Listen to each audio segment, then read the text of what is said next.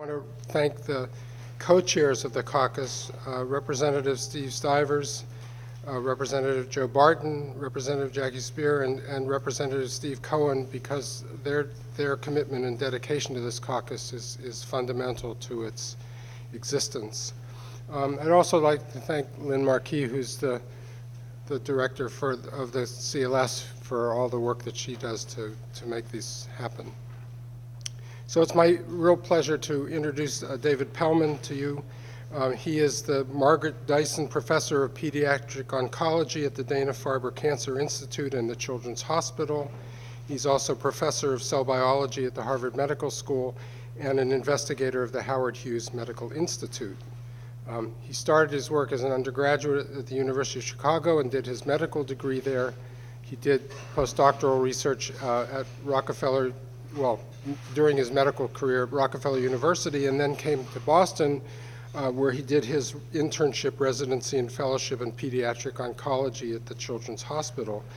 And while he was there, he got bitten by the research bug and began to do work in the laboratory of Gerald Fink at MIT, working on not cancer cells, but yeast cells, because they turned out to be a very important model for understanding how chromosomes segregate their chromosomes, which will be part of what David will talk about today.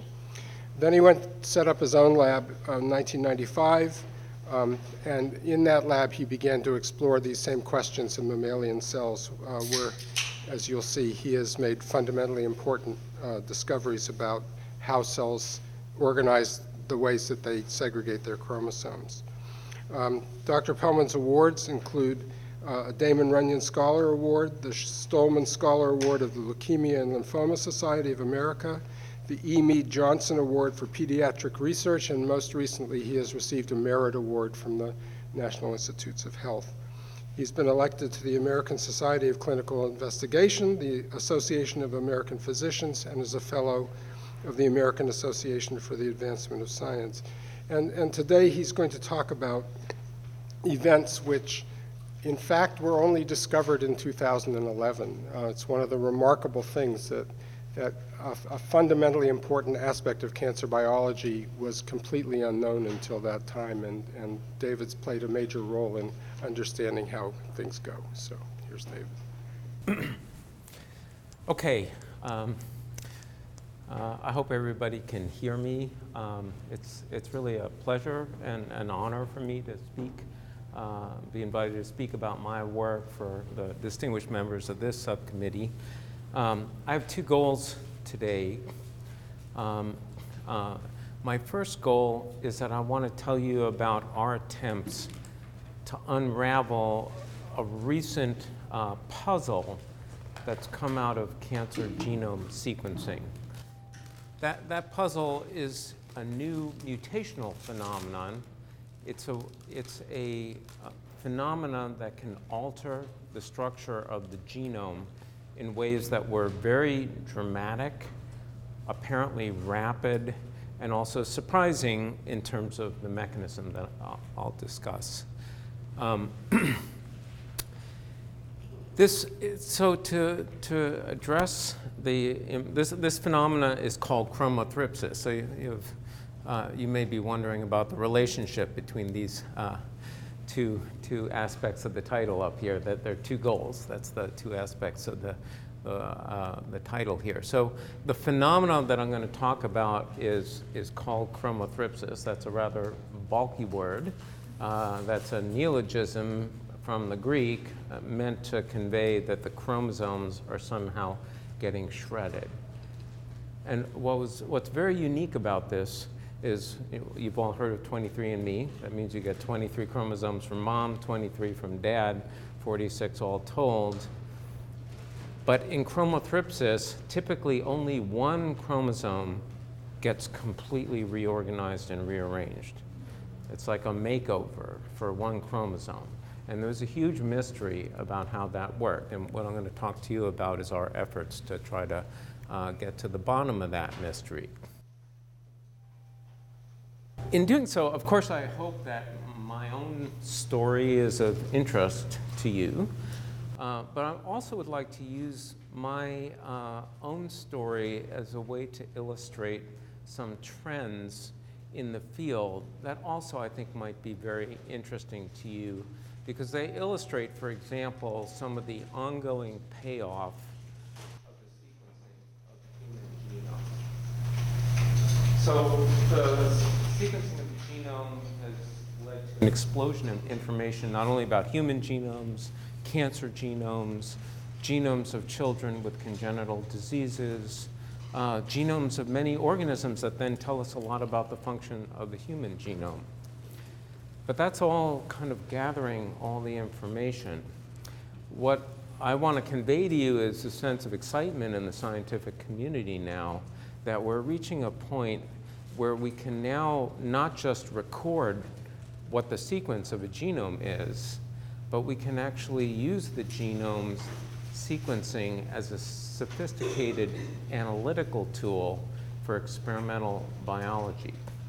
So in the story that I'm going to tell you, what we've done is to combine the ability to make movies of cells under the microscope and combine that with genome sequencing in a way that basically uses the genome DNA analysis as a way to extend the resolving power of the microscope. And we're excited about that because that's allowing us to literally see things that we couldn't see before. So my second goal is to acknowledge the critical importance that patients and their families play in the process of biomedical research.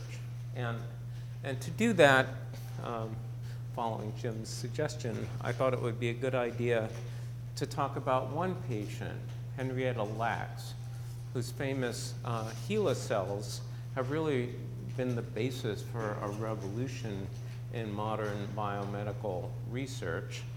And her story not only has a lot of interest in terms of the research that came forth, but also in terms of, I think, the social impact and how we do, as a society, biomedical research together. So this is an image from this book by Rebecca Skloot. I don't know if many of you may have read this book. It's a great read.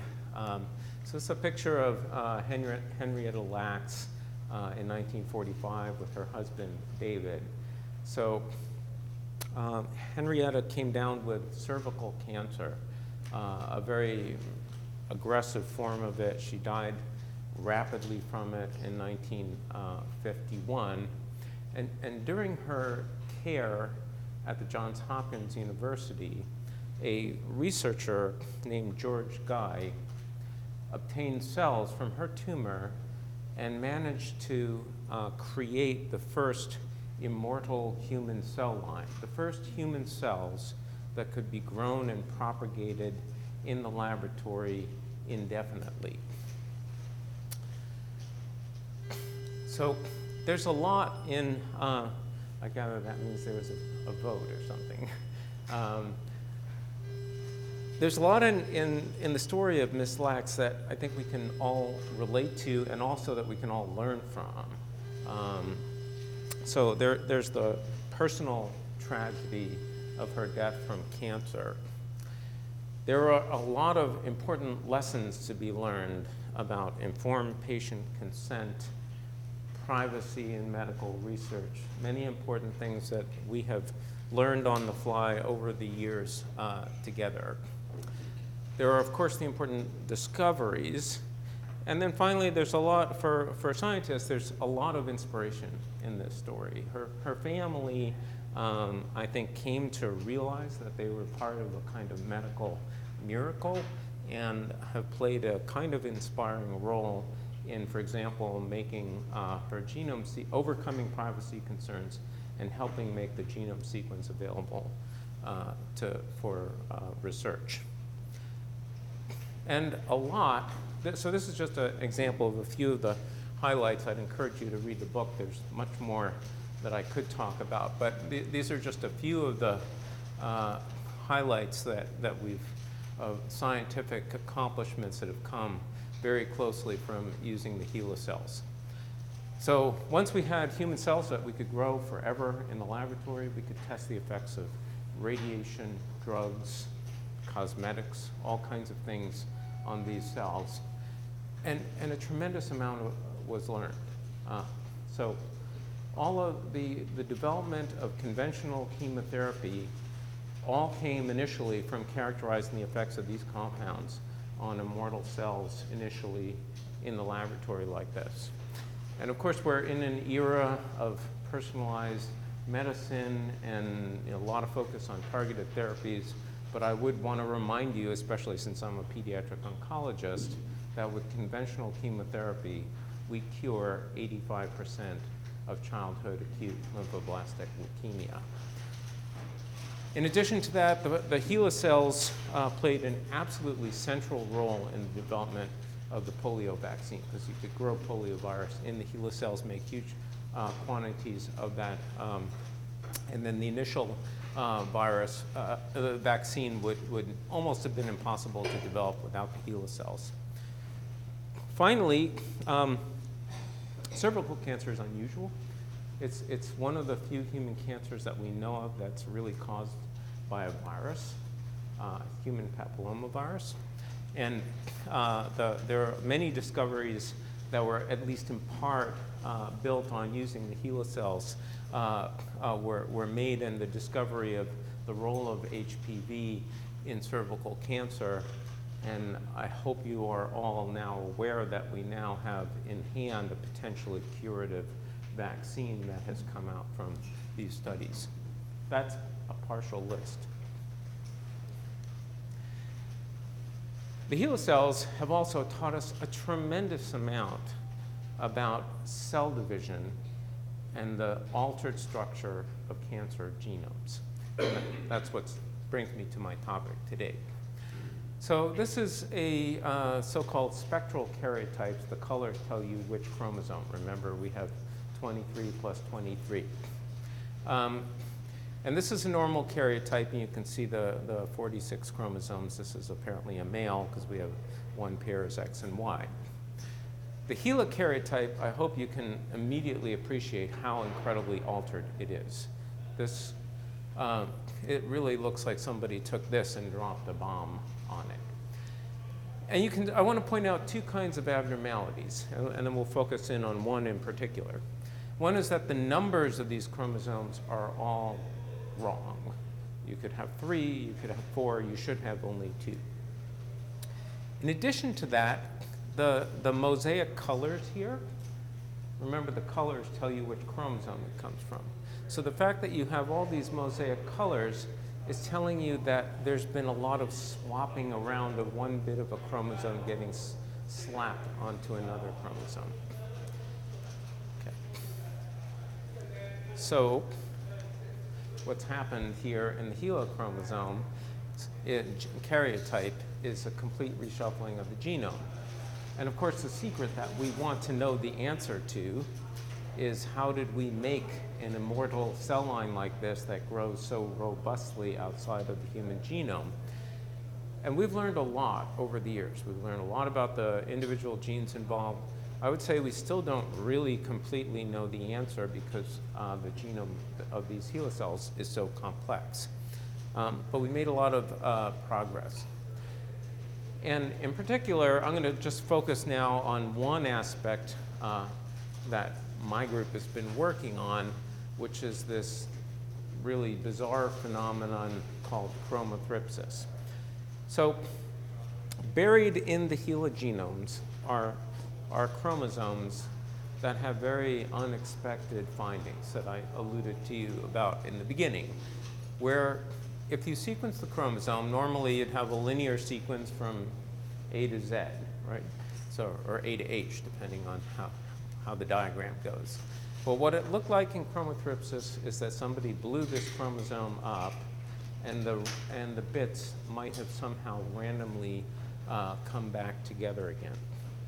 So that's one feature of the complexity of the HeLa cell genome. This was discovered by my colleague Peter Campbell at the Sanger Center, the big genome sequencing center in the UK, in 2011.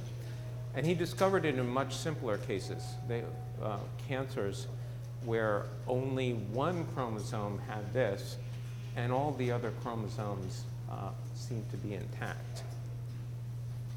So this finding, I think, Eric Lander and Francis Collins have all described this as one of the most surprising findings to come from cancer genome sequencing.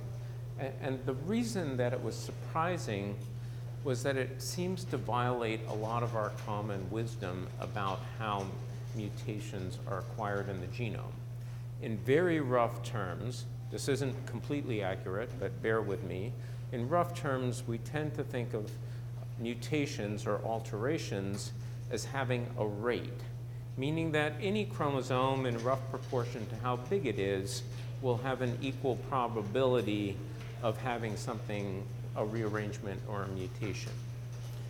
But this was happening, as I said, in a highly localized manner. Only one of the 46 chromosomes could typically be massively altered.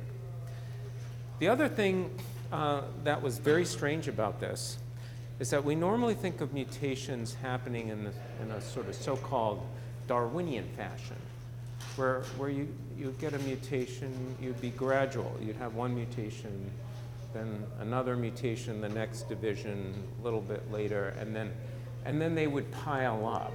So that if you saw a massive change, you think of it as having that sort of prior gradual evolutionary history to it.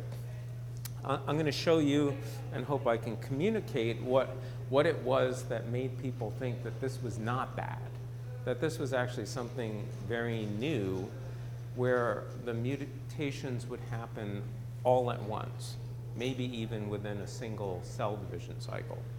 And that led to a lot of speculation, perhaps loose speculation, that of analogies between this process and something you may have heard of, Stephen Jay Gould's postulation of a way to get evolution called punctuated equilibrium, where organisms would undergo sort of stasis, they wouldn't change in the fossil record, and then boom, all of a sudden it would look like some kind of burst of evolution happened. I'm happy, that's a complicated issue, we could take some questions on that. Okay, let's get a little bit down into the weeds on what this really looks like. So we're going to say the other 45 chromosomes are normal, but this one got really messed up and it's Chromothripsis. So what are its characteristics? So we're going to just pretend that we're walking along the chromosome from one end to the other. And this is a diagram, and you're going to be seeing a number of diagrams that look like this, so I want to walk you through it. These links here are bits of the chromosome that are hooked up to something that it doesn't belong to.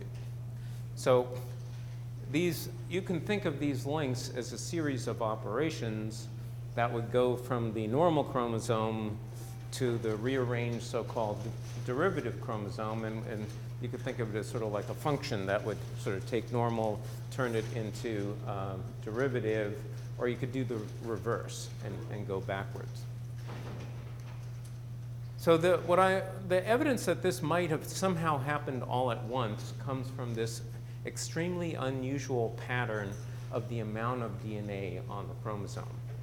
So again, we're going to take our stroll from one end of the chromosome here, and we're going to count how many copies of the DNA is there.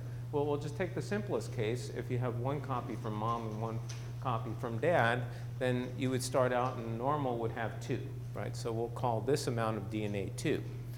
But in Chromothripsis, it would drop down to 1, come up to 2, drop down to 1, come up to 2, but only sort of oscillate between those levels. Now, if you're a mathematician, you know something about statistics, you were to take these rearrangements and throw them at a genome every generation and then ask, what's the likelihood that you'd wind up with this perfect pattern bouncing back and forth between 1 and 2 and 1 and 2? The answer that Peter Campbell came up with was not very likely. And so there was this inference that something we didn't know about happened suddenly, catastrophically, all at once. I have to, that's a strong inference, but it's only an inference. And I can also tell you that there were other groups that did different modeling and came up with different answers. And also that this idea that the chromosome would be shattered and re-stitched back together again, there was also another competing model. So that highlights a really important challenge for all of us who are thinking about cancer genomes, or for actually any organismal genomes, which is that looking at the end product, there's only so much you can do to retrace the history. So this is where I told you we're on the cusp of something exciting, where we can not just look and then guess what happened in the past. Now we can try to recreate these events in the laboratory and use this genome sequencing as a tool in experimental biology. So this is a famous and perhaps even overused quote from Richard Feynman, the physicist: "What I cannot create, I do not understand." But it's used a lot because it's really true. So to really understand what's going on with a phenomenon like this, we need to be able to create it in the laboratory. To know that it happened, the only way that we can tell is if we sequence genomes. So well, I think my group has recently been able to do this with this, and I think we're going to be seeing a lot more of this kind of thing coming out of the scientific community. Okay, so I'm going to tell you about how we did that and why I'm excited about it. But before I do that, I have to define a few terms. I'm sure many of you actually might be cell biologists. You might know what you're looking at, so forgive me if this is too rudimentary. But this is an electron micrograph of the cell. The chromosomes in the cell are partitioned into a substructure called the nucleus, which is surrounded by membranes. It's not hermetically sealed off. There are channels that allow stuff to go in and out, but they're partitioned. That's different from bacteria. Our cells are different from bacteria. We've separated the chromosomes from the rest of the cell, which allows us to do much more regulation. We can separate functions and isolate them and then control them independently. Funny, these are the chromosomes. Some are, some of the black areas are the more balled up and condensed ones. These are open, but this is all chromosomes in here. So here's an interesting question to think about. In our cells and in most cells of organisms related to us, we only have one nucleus. It's not always the case, but by and large, you generally have only one nucleus. And it's interesting to consider why that is. Because you would think if you're splitting things up and you want to do more regulation, well, why not make 46 nuclei? Why wouldn't each chromosome have its own nucleus, and then you could actually sort of control them individually? There are a lot of reasons, but I'm going to show you one reason why I think it's a very bad idea to have more than one nucleus. So this is a cell that's resting. Most of the cells in our body are just sitting there helping us. The liver cells are making all sorts of good things that go into the blood and are useful for us. But to maintain our bodies, we need to be able to replenish cells whose time has come and they're going to die off. So the cells need to divide in two. We need to obviously control that so that doesn't happen too much. So let me just review here what happens when cells divide, because that's going to be important for what goes wrong when cancer cells do it badly. So again, this is a different kind of image. Let's not worry about the microscopy. You can't see the whole cell. This is the nucleus. The chromosomes, the cells are getting ready to divide, and you can sort of tell that because the chromosomes have balled up into little sausage-like things here. And what you're going to see in the movie is that this membrane will break down, the chromosomes will be liberated, and then there's a machine that you won't be able to see that's going to find 23 that's going, it's going to find the duplicated 46 chromosomes that are going to one daughter and the other that are the other. It's going to sort them perfectly, kind of amazingly, and then the cell is going to divide.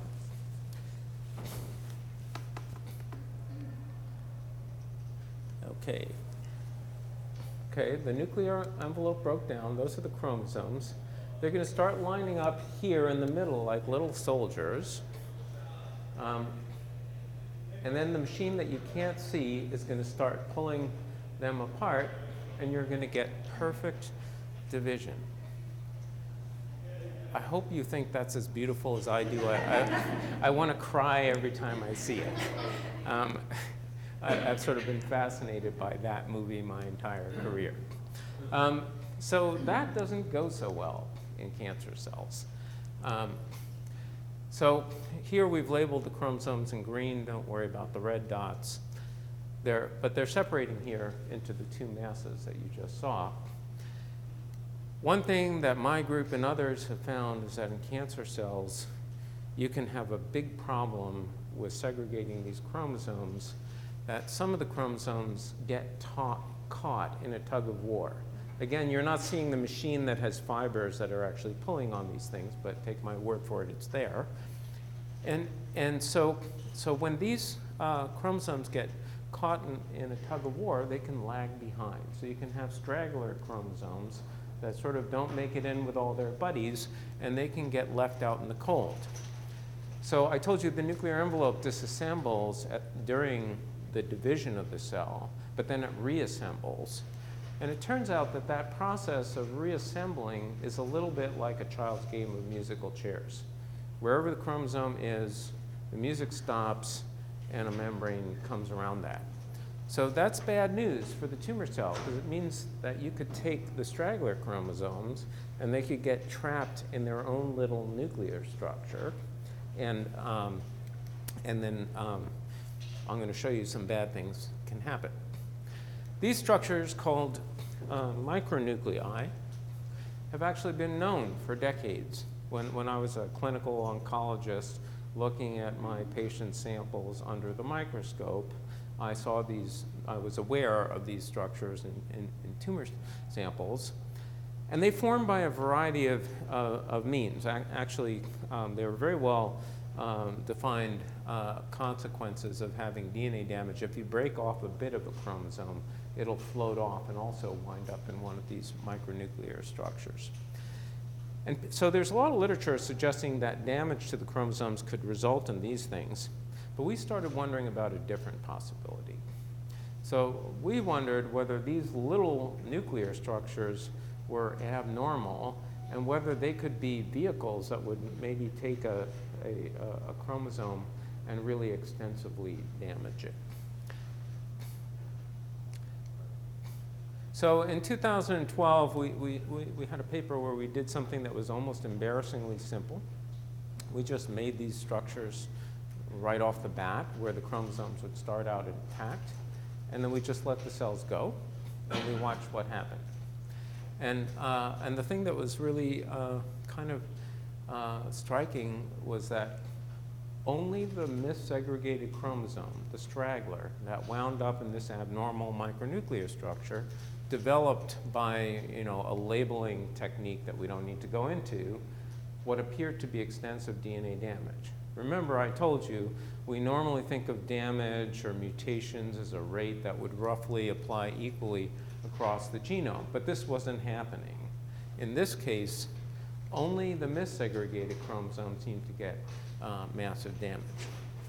So based on this, and the sort of contemporaneous work that had been published in the last year from Peter Campbell, we speculated that this might explain this phenomenon called chromothripsis, be a new way to damage the DNA.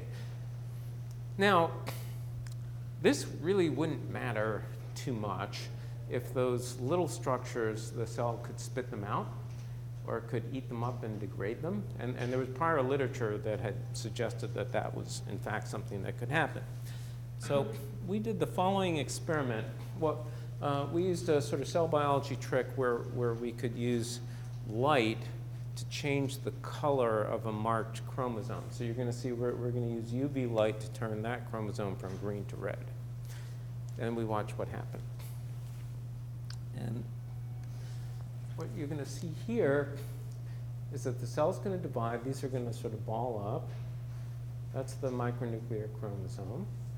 And bam, you can see what happens is it can get reincorporated into the main mass of chromosomes.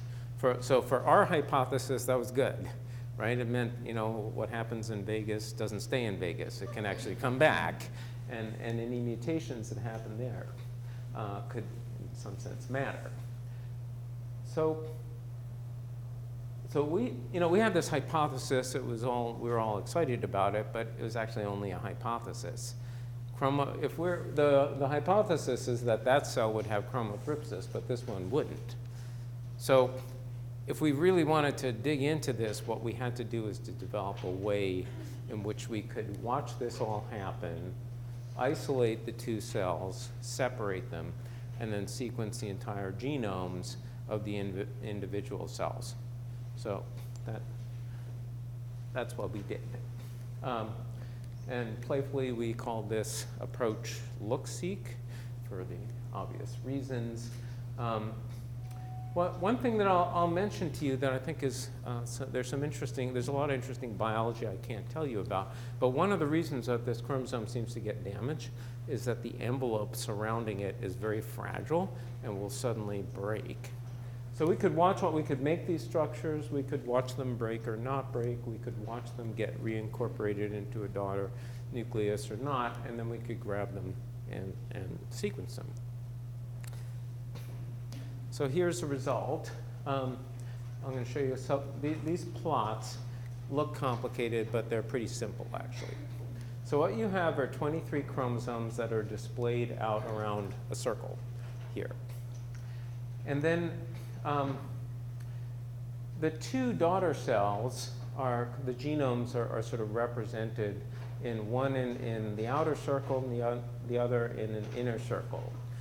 We have some color coding here about whether you have 2 copies or 3 or 1. Ignore that for now. The only thing I want you to look at are these green links. Remember that chromosome I showed you with the ring links, and I said that would be the operations we would do to transform it from normal into chromothripsis? This chromosome so in one of the 2 daughters, we had a set of predictions that we should happen in one chromosome but not the others. And to our surprise and delight, we got this massive rearrangement. In this case, 71 long-range rearrangements, all happening on exactly the chromosome by a variety of means we predicted it should be on in the daughter cell that we predicted it should occur. So that shows you there's a lot of contexts where reshuffling the genome could be good. There are some contexts in which it could be bad. I think Francis Collins blogged about one recent paper on chromothripsis. There was a very surprising finding where a person with a dominant disease gene that gave them an immunodeficiency, and they were very sick up until age 30, and then bam, spontaneously they were cured, completely cured. And it turned out when they sequenced her genome, what must have happened is that in one of the stem cells of the blood, the chromosome with the bad gene had undergone chromothripsis, jettisoned the disease-causing gene, and then the progeny were all cured, and the patient was cured. That's not something I'd recommend trying at home. That patient also lost 163 other genes on that chromosome in that process, but it worked out for her. But we're hoping that we're going to come up with better ways to do similar things. Not only can you take one chromosome and reshuffle it around, this is a case where 2 chromosomes were trapped in that abnormal nuclear structure, and they not only got all sort of scrambled up within themselves, but you also got this amazing weaving back and forth where you're shuffling now 2 chromosomes together, making an entirely new chromosome. We're very interested in that. If you compared our genome to the mouse, you have a lot of the same genes, but you have bits of, large blocks of chromosomes in us that are linked up to different things in the mouse. I can't claim to you that this is what did it, but it's an appealing way that it could have happened. Finally, for us, the most interesting thing was this result. We had a few examples like this, where one chromosome got blown up, and then some bits went to one of the daughter cells, other bits went to the other daughter cell, and then they got recombined together. And the end result is that it completely recapitulated that two-state oscillation of DNA copy number. Because what you can see is that if we just look at this cell, there's a normal copy of the chromosome I'm not showing you, so that's one copy. And then here we've got sort of the A segment is here, but B went over here. So we got A, so that's 2, we're missing B, B's only present in 1, and so on and so forth. So we did what Feynman asked us to do.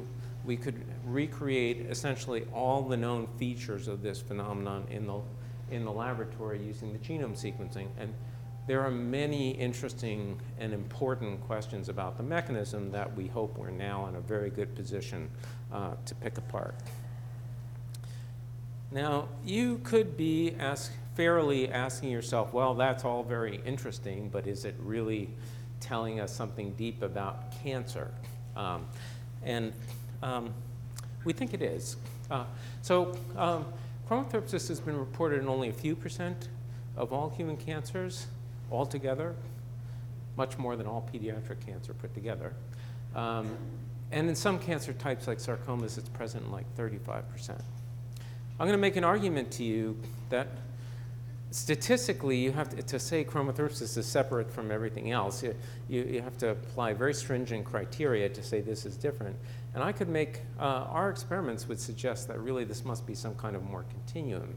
So what was initially recognized as the rare eye-catching outcome could, at least in principle, represent something that happens at a much higher frequency.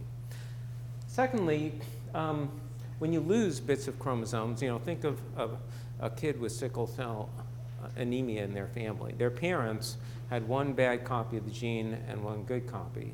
If they had chromothripsis and lost the good copy, then they'd be left with only the bad copy. So the loss of DNA sequence can manifest disease phenotypes, and we see that. So that's one, and there are tumor suppressor genes in which this is happening at very high frequency in chromothripsis.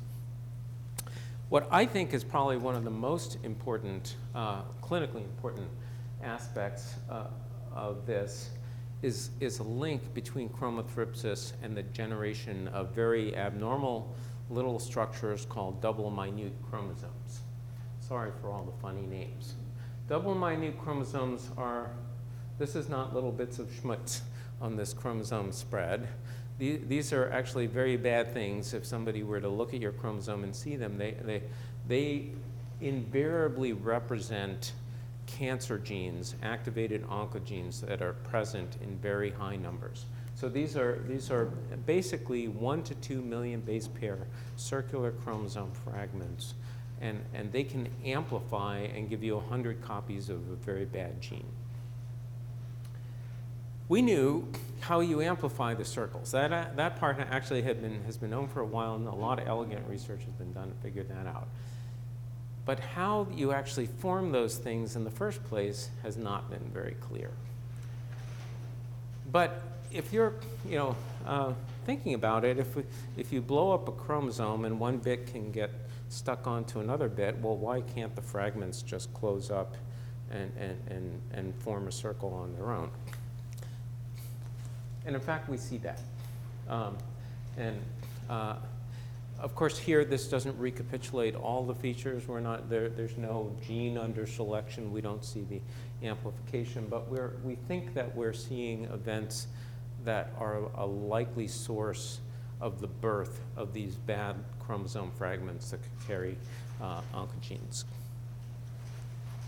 Okay, so just to summarize this part, I'll have one more slide after this. We think that this has uncovered a new way to change genomes in ways that are surprising, I hope, for the reasons that I enumerated for you. we showed that, I started out studying yeast because it was an easy way, a model organism as an easy way to study chromosome segregation, and the thinking and work that we did in the model organism was what really motivated a lot of the work that we have done now on cancer. And I think that's led us to kind of a new idea. Others in the field have, I think, also reached some similar conclusions, that errors in the missegregation of those sausage-like chromosomes can actually damage them. We thought they would just stay intact. The numbers might change, but the integrity wouldn't. And so this, I think, is a new concept that the missegregation of the chromosome would somehow lead to change in the structure of that chromosome. And I alluded to the idea that maybe this is the tip of the iceberg. Maybe we're, actually, because most of the time this is going to be really bad, and the cell that has this is going to die. And you would only if you use single-cell genome sequencing would you be able to see it, because those cells are going to go away. So we wonder in cancer whether this might be maybe the less impressive ones or the most important ones. I don't know if I remember to say, but this not only happens in cancer, but it also happens in rare human congenital diseases. So it's coming up in many different places.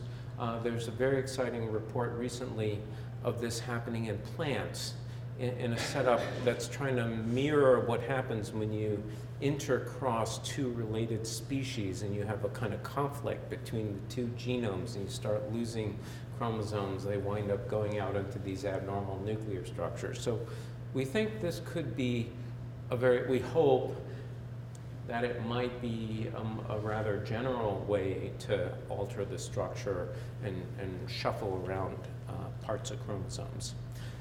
And then, this technical approach of being able to see something happen and then go right into the genome and see what's there, I think this is really going to be a powerful new way that we can use the human genome sequencing.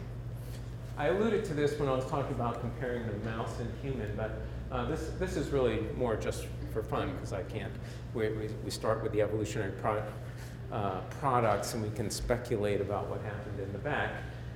So this is the HeLa. I wanted to come back to the HeLa genome, which, again, we have all these links. This is the series of operations we would have to do to reverse the HeLa genome and make a normal genome. This is a diagram of if you took the given genome and asked what were the series of operations you would need to do to turn it into a normal human genome. Because the sequences are not actually that different, but the organization, as you can see, is massively different.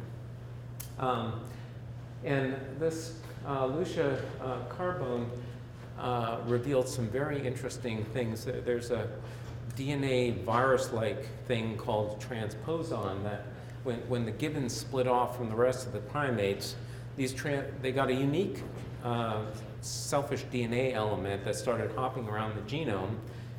And surprisingly, what it did is it started hopping into these chromosome segregation genes, more than would be expected by chance. And so Lucia speculated that forming micronuclei and all this kind of thing might have been one reason. The gibbons karyotypes evolved extraordinarily rapidly relative to all the other primates. They went crazy and had a dramatic change in their genome, much more, say, between us and the chimpanzee. That's speculation, but it's interesting. We all want to know where it came from, so it's interesting to think about. But primary mission is to try to use this kind of thing to understand human disease. If we can understand the basic processes, maybe we can find new ways to attack vulnerabilities in cancer cells. So wait a second, before I'm going to stop and thank, but I just want to quickly thank, I won't go through all the names, but I just want to definitely acknowledge that this was a wonderful team effort, and the people in my group and a collaborator, Matthew Myerson's lab. I hope you can have the feeling of how much fun this was for us to do as a team, and feel, sort of when we saw the sequencing, hope you can get a little bit of excitement, sense of the excitement of doing that. So, thank you. I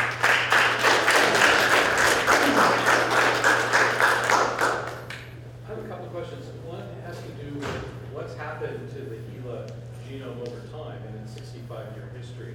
I mean, presumably there's been some variation over time. It's like the given genome. It's so San Francisco HeLas are different from Brandeis HeLas and things like that. And the second question, and it might even be related, is how do you put this in the context of other types of rearrangement phenomena? For example, say the translocation that gives rise to the Philadelphia chromosome, for example. This seems different but yet similar.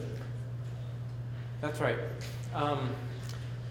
There are going to be some common mechanisms. So, for example, how things are slapped together, we think there's more than one way to slap things together, but there's sort of a repertoire of known ways to slap things together.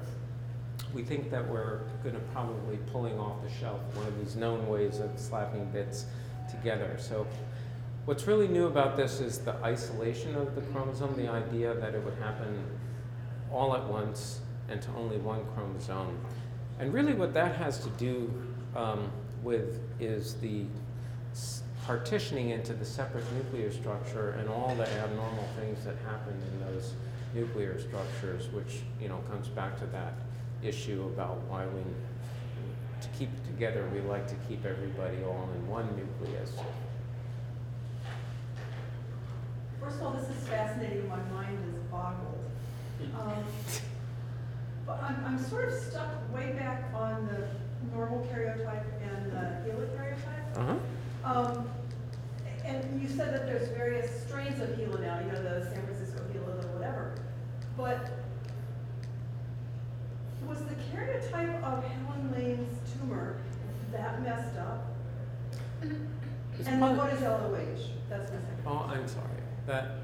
It's on another slide, but this is the one that's making. Sorry, I didn't reconfigure everything for the lay audience talk. Helen Lane's karyotype was probably pretty darn abnormal at the start, and then as it was grown in culture, it further evolved and became even more dramatic. There was a lot of, if you look through the popular press, there's all this stuff about the HeLa cells becoming a new species and things like that. That I think is all sensational journalism. Actually, it's not a new species. It's not going to reproduce on its own. But it did change dramatically. Loss of heterozygosity. So that's an important concept actually here, which is if you have a bad mutation, you've got two copies of the chromosomes. You've got a good sort of copy from dad that's covering from the bad gene on mom, say, for example. So that could mean that you'd be a carrier of sickle cell anemia and you wouldn't know it because you've got a good copy of the gene that's substituting. But if you had something like this where you start poking holes in the chromosomes, then you could get rid of the good covering copy and then unmask all the bad effects that come from the bad. That's what loss of heterozygosity is. It's a major driver of cancer tumor development. There are many important genes that are such that if you might be born with one bad copy and then you're fine, but then if you lose the other one, you get into deep trouble. Are all cancers as screwed up as that one? No, that is one of the most extreme examples, but cancer genomes are by and large very, very, very messed up.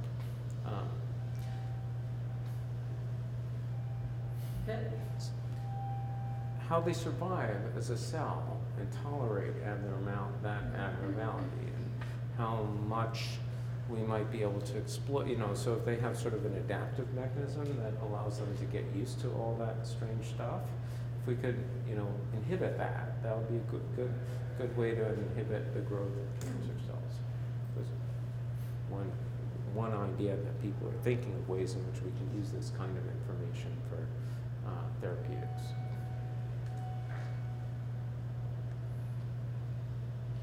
What is the biologic basis of the immortality So there are multiple, that's happening at multiple levels. One thing is happening out on the ends of the chromosomes. The ends have a name, they're called the telomeres. And sort of the way chromosomes get duplicated, in principle, what should happen is that every time they're duplicated, you lose a little bit of the end, which would be bad. Because you progressively lose the ends, and then would sort of have sort of like a time bomb going off. That doesn't happen because our cells have an enzyme called telomerase that adds more stuff at the ends. You don't normally need that in adult tissue, so you shut it off. But the cancer cells have found ways to turn that back on. So that's one answer. Our cells live also at a rather fine balance between life and death. Within each of our cells, there is a program, a signaling program, that could activate basically cell suicide. And that's an important, that intrinsic death mechanism is something that's an important protection against cancer. So when various stresses, things aren't going well, you get these weird chromosome things happening, that sends a stress signal, that triggers the death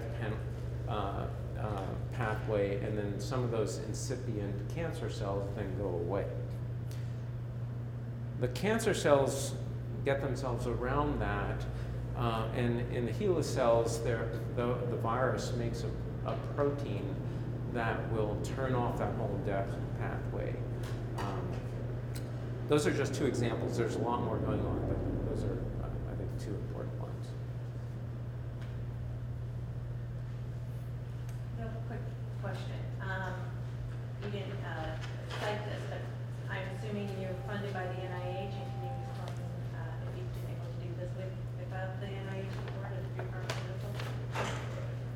Well, yes. I have been funded by the NIH. I have one grant that started out as a model organism grant that I've had for 18 years, and has developed from the model organism work to this work on cancer. There's a sad story that I was actually reluctant to relate about that grant, because I didn't want to seem ungrateful, because I am very grateful for that grant. But the sad part of the story is that, there's some good news is that we have other funding, for example, from the Howard Hughes Medical Institute. But the Institute for General Medical Sciences has been under tremendous stress to fund basic research, which might take 18 years to have an important clinical impact. And because they're really trying to save important people who are not getting funded,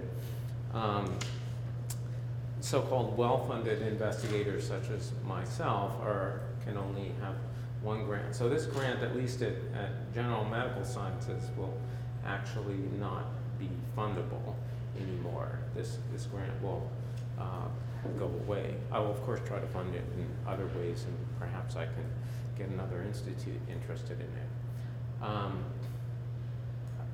That's something I really am reluctant to complain of. I think it highlights a big issue with the stress of the NIH budget, and I think in general we want to fund good quality work and not look so much at the, I think if work is going well, you want to fund it. I think that would be a good goal. On the other hand, I would have to say that I'm on board with the idea of what GM is overall trying to do, because they can only fund so many grants right now. There's so many good people doing important work, and if there are some people who have other sources of funding, it's not unreasonable, given the tight budgets, to ask other people to give up some NIH funding. But I hope that you would agree with me that that's not the optimal way. I mean, I think the better thing and what historically has really worked has been to make these long-term investments. And I can't say enough about how, this work, I think we still haven't matured it. I think we have a new understanding about something important for cancer, but I would say we haven't taken it all the way home to, develop new ideas that would be therapies. That's a continuing challenge. But nevertheless, I think the long-term investment from GM on this was really critical, and especially in the early stages of my career when that was my only funding. But whatever you guys can do to address this, I think it's a major thing that's really sort of the main thing sort of raging through the research community in the United States.